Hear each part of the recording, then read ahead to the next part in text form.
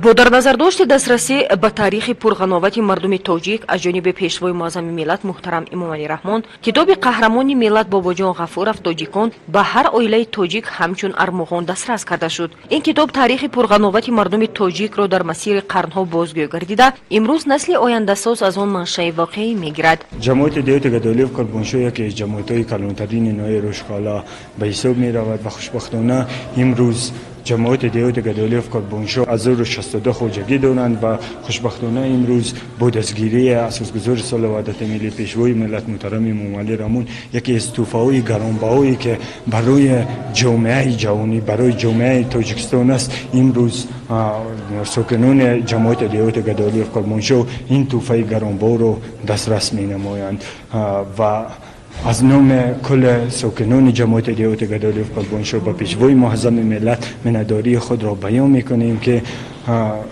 ин тӯҳфаи гаронбаҳоро барои ҳар як хонавода, барои ҳар як аъзои оила тӯҳфа намоянд. мутобиқи маълумотҳои оморӣ, тақсимоти китоби муқаддас барои мардуми тоҷикон дар ноҳияи Рошқала дар ду маврид сурат гирифта, қаблан бошандагони ҷамоатҳои деҳоти Барвоз, Мирсаид Миршакар ва маркази ноҳия аз ин неъмати бебаҳо бархурдор гардиданд. ростӣ ин китобест ки ҳозир дар даст дорам, китоби гаронбаҳоист ки дар он дар бораи таърих, маданияти халқи тоҷик сухан рафтааст.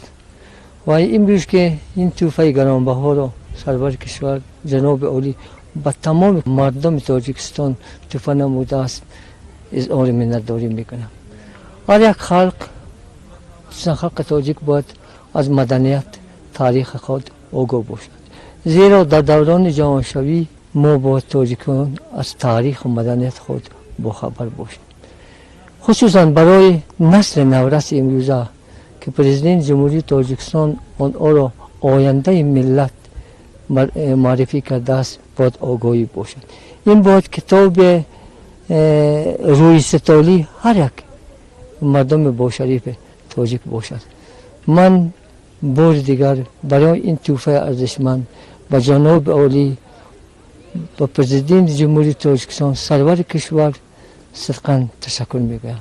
дастрасӣ ба тӯҳфаи пурарзиши асосгузори сулҳу ваҳдати миллӣ пешвои миллат президенти ҷумҳурии Тоҷикистон муҳтарам Эмомалӣ Раҳмон имкон мебахшад то мардуми тоҷик аз таърихи пурғановати ниёгон бархурдор гарданд. ман ҳамчун намояндаи насли ҷавон ба асосгузори сулҳу ваҳдат пешвои миллат президенти ҷумҳурии Тоҷикистон миннатдории хешро аз номи тамоми ҷавонони ноҳияи Рӯшқала иброз менамоям, чунин ки ҳамин тӯҳфаро барои мо, ҳамин китоби муқаддасро барои мо ҷавонон тақдим намудам ва тамоми сокинони ноҳияи Рошқала амин тӯҳфаро гирифтанд. асосан минтақаи мо инро гирифтанд ва таи чанд рӯз шудааст ки мо аз таърихи тамаддуни тоҷикон огоҳ шудаем ва барои насли наврас чизе ки дар китоб астанд мерасонем. имрӯзҳо бо дастрасӣ ба ин тӯҳфаи гаронбаҳои пешвои муаззами миллат муҳтарам Эмомалӣ Раҳмон суҳбату мулоқотҳо бобати таърих, сарнавишти ин миллати сулҳуофарин сурат гирифта, ҳамагон бар он ақидаанд ки китоби пурарзиши тоҷикон ҳамчун тӯҳфаи пурғановат баҳри худшиносии миллӣ хизмати арзишманд мегузорад.